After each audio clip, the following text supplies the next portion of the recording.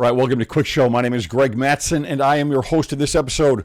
We are talking about the blowback on the church's transgender policy. There's a lot of it coming from a lot of different media sources. I want to cover that and offer a little bit more clarification on what we're hearing from those media sources, but also some comments that have been put on the video that we put up, or the podcast episode that we put up last week.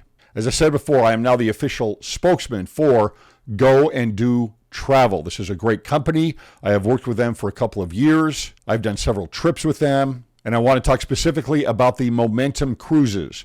There is a West Coast and an East Coast Momentum Cruise. This is something very unique because it gives you the opportunity to go with hundreds of other Latter-day Saints on a Latter-day Saint themed cruise. Incredible talent, edifying presentations by individuals like Elaine Dalton, and you get to meet a lot of new, solid people.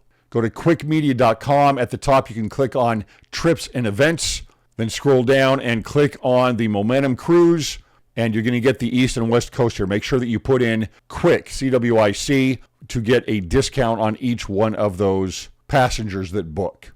I will be on both of those, and I look forward to seeing you. Here we go.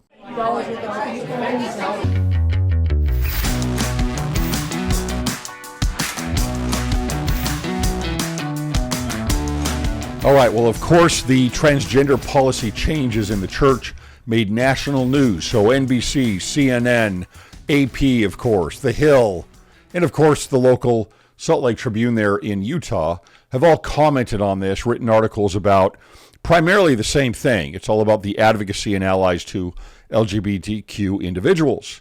What's always interesting to me in these types of articles and this kind of blowback is that they don't look at the other sides, and that's what I want to look at a little bit more here.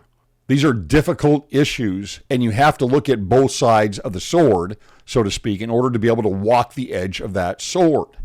And it is not a simple issue, and I know many of you think that it is, but I'm going to lead with this again, and that is that you need to have charity for every son and daughter of God. Well, why do they, even being the transgender individuals, even want to go to church? That is an ignorant statement. It's not understanding that these are individuals that probably want to be faith-based, but they have a very difficult time with several things. Now, whether you believe this is a mental illness or this is a biological issue that causes these types of feelings, to have gender dysphoria, it doesn't matter. These are people that struggle. And to say, well, why do they go to church, is to say, well, they don't have any spirit with them. They don't have any desire to have a relationship with God. And that's just a wrong assumption. But with that, let's go ahead and get into some of this media here and see what they have to say. Now, let's go to the Salt Lake Tribune here again. The Trib, we love bringing their stuff up because it gives you a very good idea of the I was going to say the adversary's approach, but the adversarial approach to usually what the church is trying to accomplish. They're without a doubt in the media the greatest criticizer, critiquer of the church. But here's their headline here. This is not the same one that I used last time in the episode. This is a new one. This says, trans people are not predators. Scholars say new LDS church policies stoke groundless fears. The last one was about scholars warning about these transgender policy changes, which is a very interesting approach. Now, I understand that scholars study these things.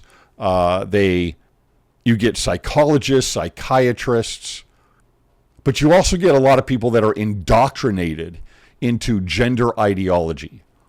A lot of this is not based in science. Some of it is, but a lot of it is not based in science, and it's simply an agenda that is trying to be pushed forward using individuals that do, in reality, struggle with these things as tools to push an anti-family agenda forward. Now, I think there would be an argument against that, what I just said, but I believe that that is true. Now, notice the top of this headline here, trans people are not predators. So a number of these media outlets are going to use this as the reasoning behind the church's changes, that that trans people must be predators, as if they're that ignorant. I don't believe that they are that ignorant. Now, that doesn't mean they haven't had issues with this. It's very possible that they had. You and I don't know this. But that's not the issue here. There is nothing in the statement by the church in their news release. There is nothing in the policy changes in the handbook that say anything about trans individuals being predators. Not a single thing. Now, maybe some of you have inferred this, that must be the reason that these are in there. Look, maybe there is something to this. I don't know. But the church didn't imply this. And even in their actions, it's not an implication. Let me tell you why. If you have a trans woman, as an example, one of the policy changes was, you can't have a trans woman going into a woman's bathroom, right? Unless there's no one in there and you have somebody watching out front of the bathroom. Well, you could say, well, this is an issue of being a predator, if that's what you want to infer. But this is going to be very difficult for the women, knowing that a biological male is in that bathroom. And let me ask you this. If there is a biological male in that bathroom, a trans woman, are you going to send your 8-year-old girl into that bathroom? I think that's preposterous. And you say, well, you must think that trans people are predators. No, that's not the point. If there was a man, a heterosexual man, going into the women's bathroom, I would say the same thing. And so when you look at the other side of the coin and you say, well, we're going to protect kids, this is a biological male in the bathroom. And I know young women who have been actually in a church bathroom have been assaulted. You don't put a young child, especially a young woman, in the bathroom with a biological male. I don't care if they are trans or they are heterosexual. It doesn't matter. Same thing with the outings with the young men and the young women. You don't put a biological male out on an outing with a bunch of young women. I'm sorry, that is wrong. It's wrong. And that goes beyond even the idea of, okay, biological young women are going to feel very uncomfortable with a biological male teaching them in class about being a young woman. We'll get into that a little bit more here on a couple of these comments that we get from the media. So here's what we get in the subtitle of the Salt Lake Tribune's article here. It says Utah-based faith could face protests. That's probably what they're hoping for over these changes, but LGBTQ advocate urges all sides to engage respectfully, kindly, and compassionately. Okay, I fully agree with that, right? That's a positive there. Give them some kudos there. Coming down a little bit further here. Now, this article here is written on August 24th. This is the day that I'm recording this, by Peggy Fletcher Stack and David Noyce. I believe that this is taken from, I think that this is taken from the Mormon Lands podcast, and they've pulled pieces from this. They say here, the policies may be the most extreme since the hotly disputed and now discarded exclusion policy of November 2015 regarding same-sex couples. I think it is. Under the newly released guidelines, members who have transitioned in any way, right, socially or physically with surgery, cannot receive temple recommends, work with children, serve as teachers in their congregations, or fill any gender-specific assignments, such as president of the Women's Relief Society. It's funny, they always go to one side. They don't talk about the trans men at all. They don't say, or as a Sunday school president or whatever it might be, because quite frankly, the men just don't care as much. I was in at a baseball game, at Diamondbacks baseball game, couple months back, and I went back and went into the restroom, and I went into a stall there, and within, I don't know, a few minutes, I had on my left side, someone came in and I looked over, and the person was obviously a female. And I looked to my right, and someone else came in, and they were obviously a female. And of course, my first thought is, oh my gosh, I walked into the wrong bathroom. What am I going to do now? I've got to be, what is my exit strategy here? But what had happened is these two women were friends, and there was a long line for the women's bathroom, and they couldn't hold it, right? So they came in, covered up their faces, I'm imagining, because this is what they did on their way out. But they had come in and used the restroom. And so I got out of the stall because I was done with my business. I walk over to the sink, and here the two women afterward walk out, and they're blocking their faces because they're embarrassed as they run out, right? No man cares. I mean, if it was done all the time and women were always in there, sure, maybe they're going to care, but nobody cares. Now, if there were two men that went into this was a busy bathroom, right? If they went into a busy bathroom with women and girls in there, there's going to be a problem, right? And it's not that they're trans women. I'm talking about any man, any biological male. There's going to be a problem.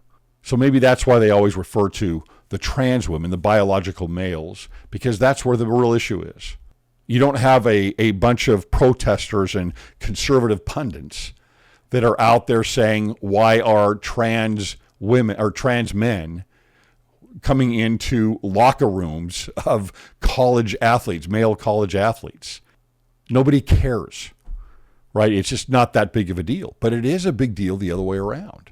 Now, in regards to the 2015 guidelines with the same-sex couples, the children of the same-sex couples, who knows what could happen here? I mean, this is a move toward what a lot of people want to see. You've seen a lot of states recently that have passed guidelines against going into the opposite sexes bathrooms in high schools or in K-12 space, and in many of them in the universities and college level bathrooms. There have been several states that have passed these laws recently. And so the church is going a little bit more along the lines of that trend. So, our next paragraph down here talking about they need to use a single person restroom whenever possible, unless there's a trusted person that's standing outside of another bathroom, which we had a lot of pushback in the comments on this. A lot of women were saying, so we as women have to wait until this biological male is done and walks back out. They're not really okay with it.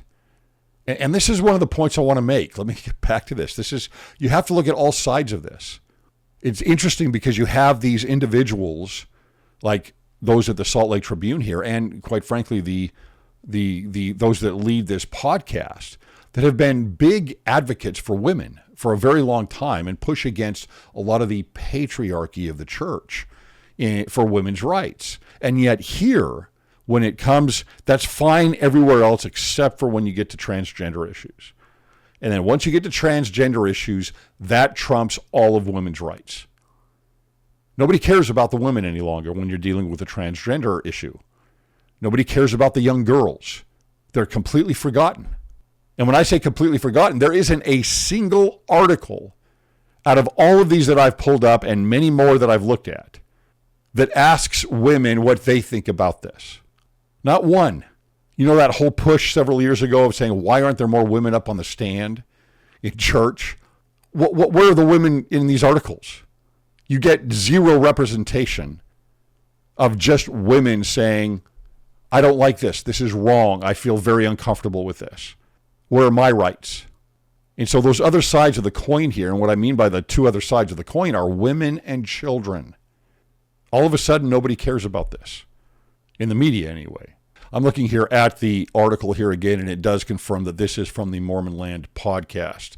And again, we're going to get Taylor Petrie here. He wrote the book, I think it's Tabernacles of Clay, which is about LGBTQ issues in the church. He says that the question here that was given to him was, what were your initial reactions to these new guidelines? He says, my first reaction was worry. Then as I was digging into all the changes, it was increasingly concerning as I saw some of the ways that transgender people were being stigmatized. It fed into a lot of the fear-mongering, right, which I'm sure people are saying I'm doing here, that has been happening about trans people in the world right now. So they're talking about these, I think, I'm going to infer that he's talking about some of the changes in the bathrooms and in the locker rooms, etc. Again, the fear-mongering coming from one side.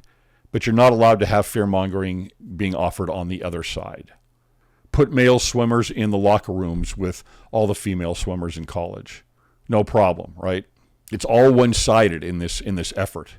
Soto then here is, I think, Michael Soto, a trans man, says, my first reaction was I wanted to show up for my community, and so I spent Monday talking to trans members of the church and families of trans members of the church. There should be this talk. I think that this is important. My next reaction was that I wanted to help the church know trans people better. I think that's important because I think when you know us, then you know that treating us the same way as you treat cisgender people is good to a certain degree. There are still biological differences. That is not, it's not the same thing. Yes, we are all children of God, but it's not the same thing. But I do agree that there should be more and more exploration, and maybe there has been by the church, I don't know, on speaking with faithful trans members of the church and see what they're going through. I think that's an important thing.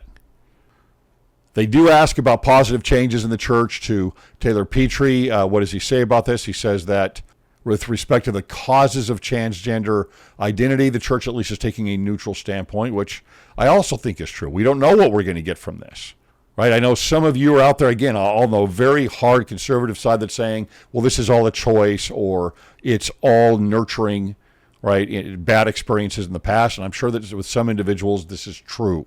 And then there's others on the other side of this that'll be on the other extreme that say, no, this is never the case. It's always a biological thing, and they're born completely this way. I think there's a mixture of this. And it does. And in terms of the policies, I don't think that they matter. I don't think anywhere you are on that spectrum of the sources of gender dysphoria, I don't think it matters. He does say this at the end also, that the church is putting forward this ideal of a loving and respectful way of engaging with this issue that, frankly, other Christians, you have to say some, maybe even most, I don't know, because it's a very new and unfamiliar territory for most people anywhere, whether they're Christians or not. Christians, I don't think, has anything to do with it. Frankly, other Christians and other Latter-day Saints don't always do, and this is true. Right, I told you some of the comments at the beginning of the episode and what some people are saying. That's ignorant. Give people a chance. That doesn't mean you need to compromise values. You need to care for people and understand that some people struggle with things. Just a couple more points on this article, and I'm going to move on to another medium here. The question is asked, do you think trans members and their allies will leave the church over this?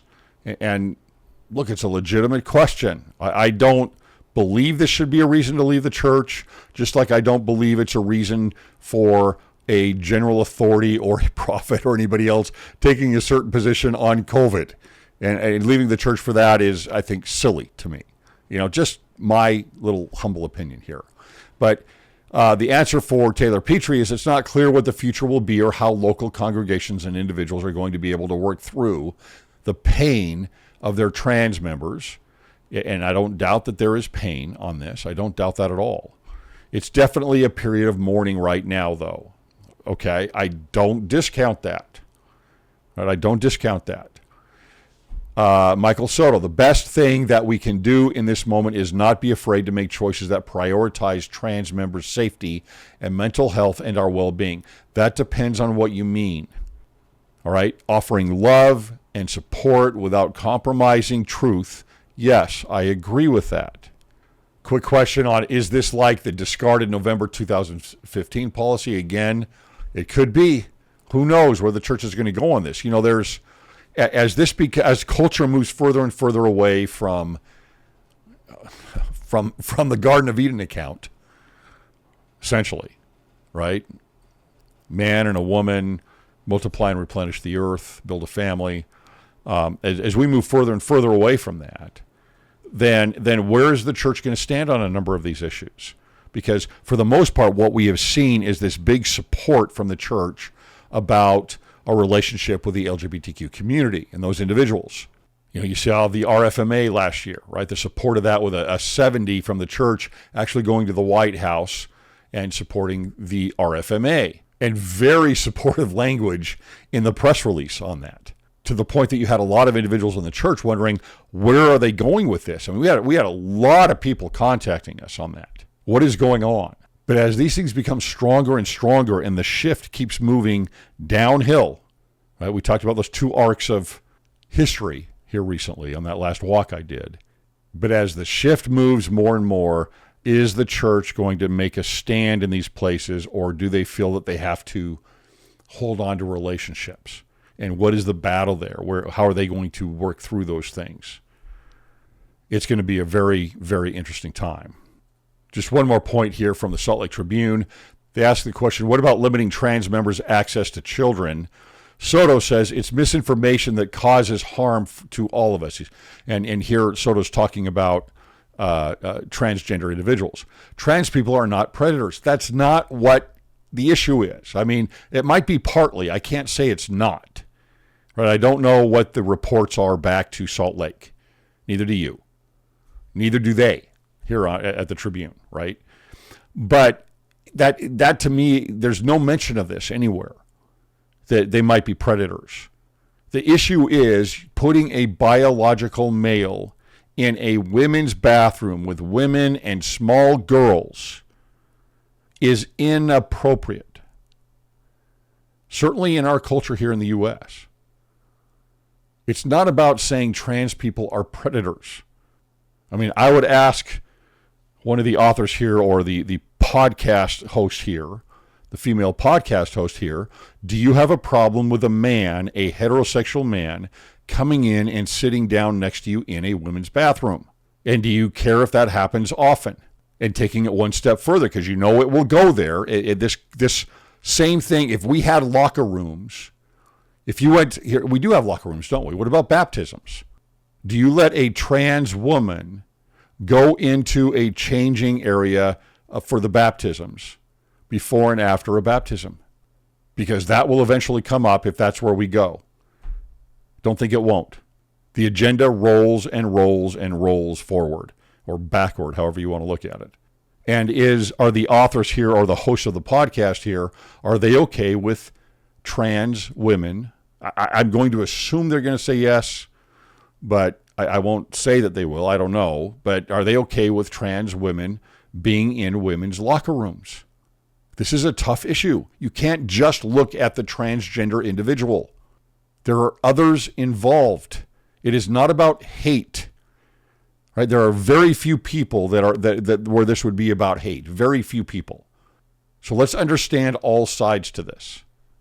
All right, and then this point here I want to get to where Taylor Petrie says in response to the limitation on callings, he says, there's another way in which these policies are really restricting the visibility of trans people in their wards and congregations. The number of callings that are now available to them is extremely small, and that contributes, unfortunately, to the problem of making them invisible, and it sends a message that you're not really fully welcome here. Look, I understand that. I think that there is certainly merit to that. The question is, what's on the other side? What's on the other side? Who else is involved?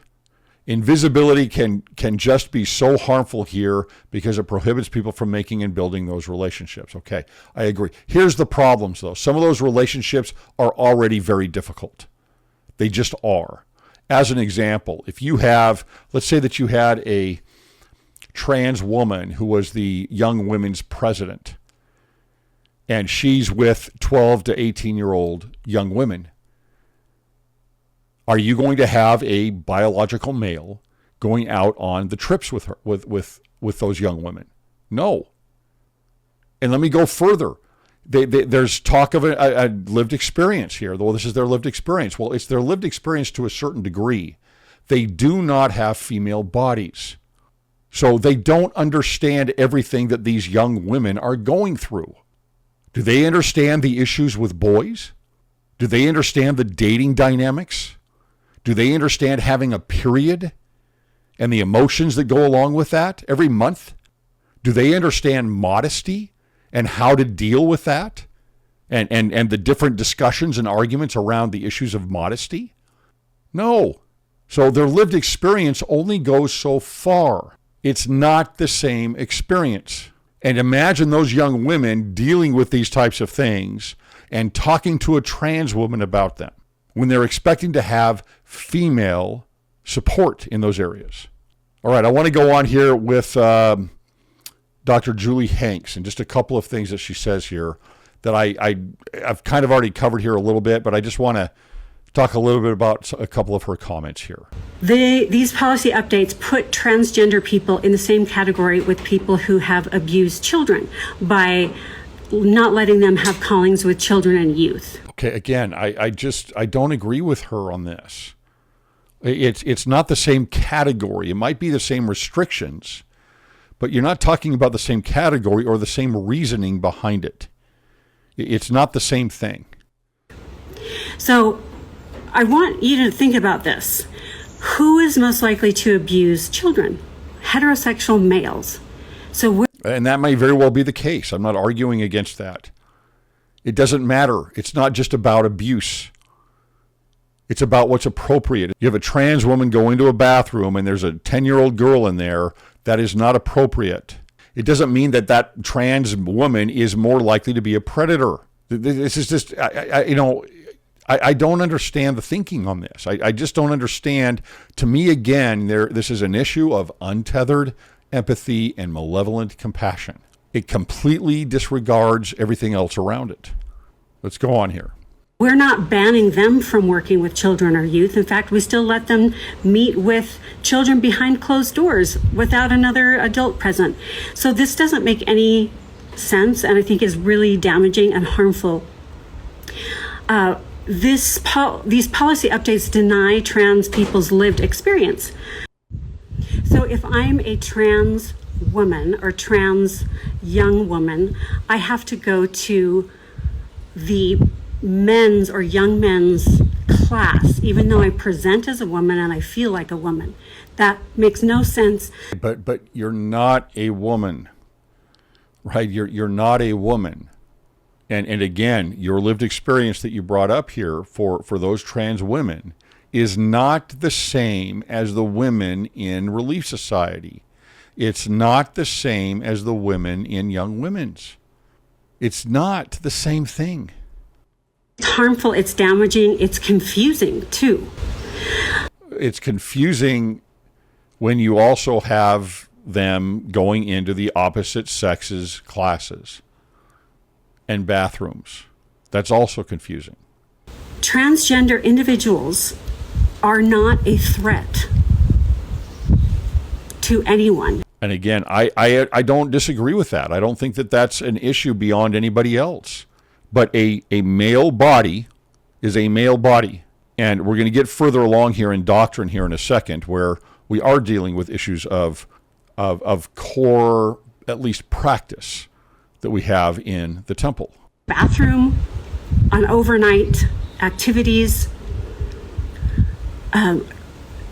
These policy updates perpetuate stereotypes that trans people are trying to convert children to becoming trans, or that they are at a higher likelihood of abusing children, which again, there's nothing in the I'm not going to argue that that's not true, because I don't know the full intention of the church on this and their policies, and maybe they're going to switch them back. I don't know with what she's saying here, but that is not anything that has been listed here. There's not a single time that abuse or being a predator or anything else that they're doing this for that's not anything. They're saying that trans people are more likely to be predators. No one said that. It's a matter of what's appropriate. I'm not sending my 8-year-old girl into an unsupervised bathroom with anyone who has a male body. I'm not going to do it. Okay, let's go on to some national news here with CNN real quick. Their headline, LDS Church updated restrictions on transgender members, bans them from working with kids. Again, there are several reasons to this. I think why can't you talk it out? All it is an agenda response here from these outlets. Talk out the reasons. Let normal people talk about why they think that is appropriate. Otherwise, this is simply propaganda.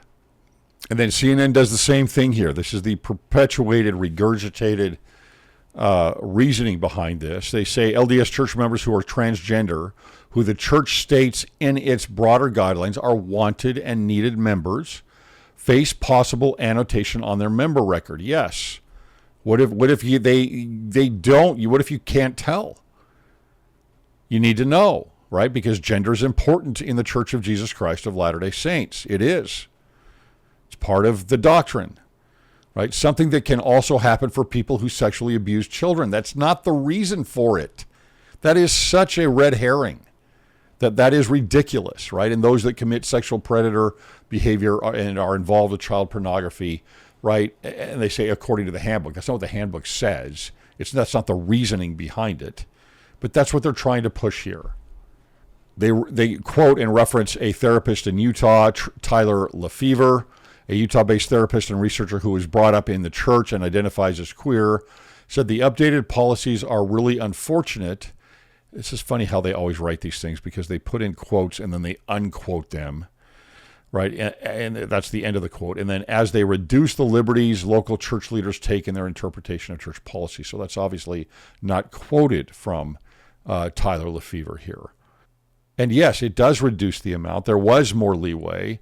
They gave too much before, in my opinion, because look what happened. I mean, how many accounts have I received of people saying what's going on in their local wards with trans members, especially youth, going on campouts? You had young male members of the church going on women's campouts and sleeping in the tents and in the cabins. No. And so Lefevre says this is kind of the church's way of saying, no, this is how we want you all to do it. I agree with that. I think that's exactly what they did. I think they saw many accounts of what was happening. And this is the harsh thing here. And there's some reality to this, right? I mean, how else do you get around this? He says the greatest harm is in the implication for trans members of the church just saying, we really don't want you here. Please leave. And if you're going to be here, you have to conform to these really high level of expectations on how you present yourself. Okay. Again, yes, this is the way it needs to be. I believe you have to assimilate to the doctrine of the church. And it is doctrine. They'll tell you it's not, but these gender issues are doctrine. And you can only go so far in the covenant path, which a lot of people, the same people that support or are against these kind of changes, oftentimes don't support this covenant path. But it's integral to the teachings of the church. Right? There's only so far you can go in that path. But at the same time, yes, you would say, okay, well, these transgender individuals may not feel wanted. I mean, you can understand that, right? You can get that. So that's where the real empathy needs to come in. That's where charity needs to come in. You can't just say to yourself, just change. Stop making this decision. You don't know what's going on with them. You have no freaking idea what is going on with them and the difficulties that they face. Now, again, you don't need to drop your values. You don't need to change the policies. But I believe in the world we are entering into in the West here, you've got to learn to walk the edge of the sword. Offer charity. Keep your stance on truth. That's what you do. You let go of the truth, now you're untethered, and it's no longer charity. The AP says LGBTQ plus advocates within the faith say these stringent guidelines further marginalize transgender people who already feel like outsiders in church. Lori Lee Hall, this is the ex-stake president who transitioned over to being a woman, a transgender woman who was excommunicated in 2017 after they say, transitioned, said the new guidelines make it challenging for people like her to keep the faith. Okay, I don't doubt that either, right? And I don't think the response to that is, well, so what, right? I don't think that and again, it's not that you compromise anything. You don't. But please understand, these people have a difficult life, right? It's not a matter of saying, well, gee, it's not for you, right? You don't have that difficulty. That doesn't mean they don't. They're going through struggles. But they sure like to use Hall here as a reference. Hall seems to be in all of the articles. NBC, wow. NBC of all these media. Mormon Church issues new restrictions on transgender members. The new policies include a measure to annotate trans members' records, grouping them with members who have committed sexual violence or child abuse. That is so ridiculous. There it is, as blatant as can be, right? You can see the narrative forming here as to what is going on here, trying to victimize them as much as possible. That isn't the case. There are reasons for making the annotations that have nothing to do with sexual violence or child abuse. It's preposterous. They also reference Taylor Petrie here. These guys are really popular in this subject. And again, they don't talk to anybody from the other side, arguing on the other side, or why this would be important to them, that these policies were in place. A mother. Where are the mothers of the churches here and of the wards and what their position is on this? Or a bishop that would argue why these policies might be important from experience that they've had. It doesn't exist. NBC says the new policies conflict with the church's more welcoming position to the LGBTQ community in recent years, which followed backlash in the early 2000s for its support for California's Proposition 8 ban on gay marriage. Okay, well, again here, and then they've got the Respect for Marriage Act here, the RFMA in 2022, which they fully supported. That is going to, again, that's going to be the issue. They're saying, okay, well, they were so supportive of so many other things over the last decade or so. And why have they, the support that they gave to the Fairness Act, is that what it was? I can't remember the name of it in Utah in about 2015. Something President Oaks has really been pushing for, actually nationally. Something that increases LGBTQ rights, but also increases religious rights. But you can see how this is going to work, and you can't operate just off of what the media is going to say. Because the media is almost always going to be against you. They're going to be aligned with what? With the Hegelian dialectic. They're going to be aligned with progressivism, moving the world what they believe is forward. A breakdown of individual identity and a breakdown of the family. And that's exactly what it is. And there is a difference between looking at these transgender individuals and talking about them and their own experience and what's going on with them and the policies that are around them, and an overall move to change pronouns, accept pronouns, and change reality.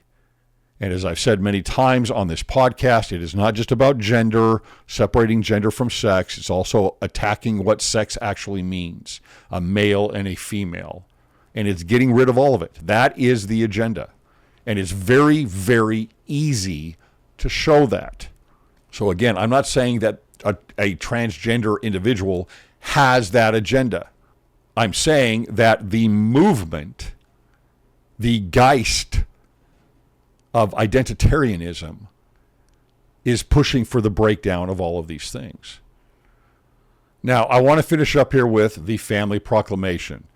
People that are critical of the things that I say in this regard are going to say that I'm using this as some kind of bully club, right? I'm weaponizing. No, I'm not weaponizing it. If it disagrees with what you say, that doesn't mean I'm weaponizing it. When President Holland referred to these things in his 2021 BYU address, he was not weaponizing it. It's just that you don't agree with it. But I want to go back to this quickly because this is an important thing to see in regards to gender. And I'm going to read a portion of this, right? We, the First Presidency and the Council of the 12 Apostles of the Church of Jesus Christ of Latter-day Saints, solemnly proclaim that marriage between a man and a woman, all right, now, this is the focus here. This is Genesis. This is the Garden of Eden account. This is the basis of everything. That's why it's there in the Garden of Eden account. And this is the doctrine of the Church of Jesus Christ of Latter-day Saints. And this is the focus here. This is why it's stated here right in the first paragraph. It is the focus of the proclamation on the family, right? Solemnly proclaim that marriage between a man and a woman is ordained of God and that the family is central to the Creator's plan for the eternal destiny of his children. If that's true, the policies and other doctrines that are wrapped around that are going to lead toward this order here, marriage between a man and a woman.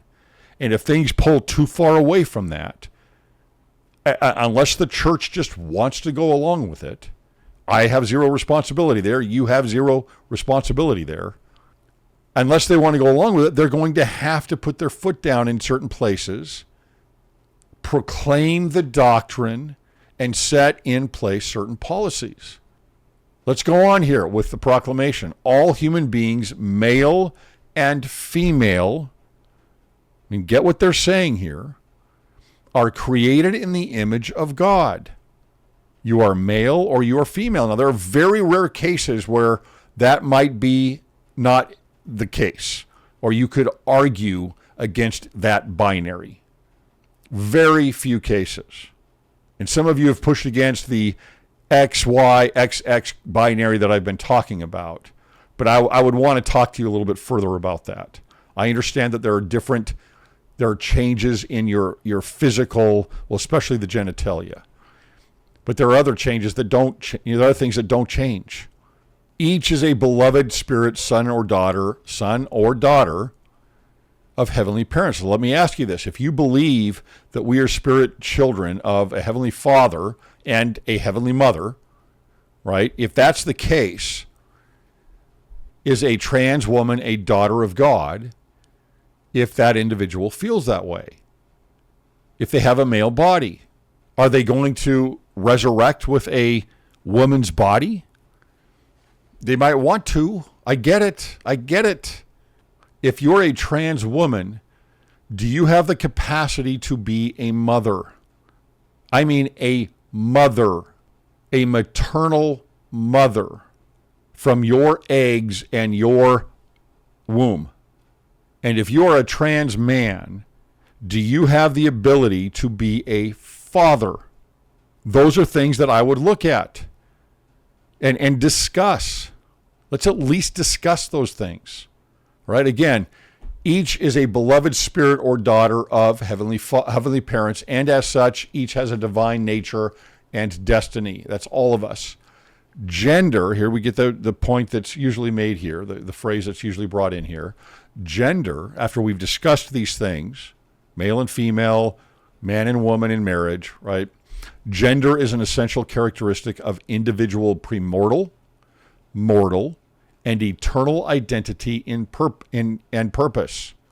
In the premortal realm, spirit sons and daughters knew and worshiped God as their eternal Father and accepted his plan by which his children could obtain a physical body and gain earthly experience to progress toward perfection and ultimately realize their divine destiny as heirs of eternal life. That's the important thing.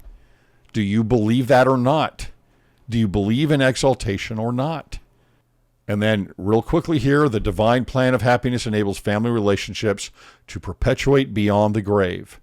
Sacred ordinances and covenants available in holy temples make it possible for individuals to return to the presence of God and for families to be united eternally.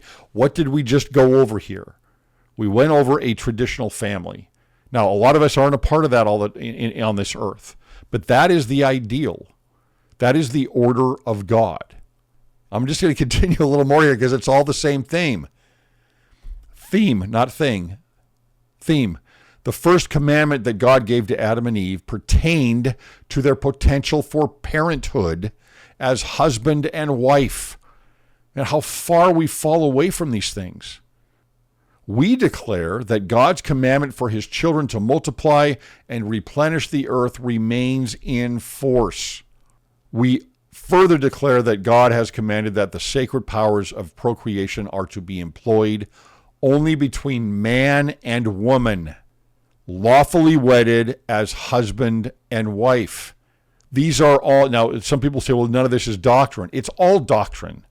The entire family proclamation, even though it hasn't been put into the scriptures, is built off of the doctrines of the Church of Jesus Christ of Latter-day Saints. And if you've gone through the temple, you understand that.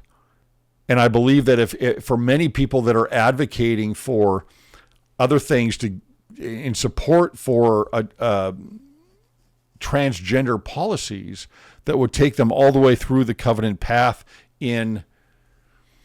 as the gender that they feel that they are, right? Then again, you're going through this thing, and eventually you're getting to a point of sealing with someone of the opposite sex for an eternal marriage. This is the order of God. This is what we do. And so, yes, eventually we need to grab onto those things. And I know people have a great struggle with this.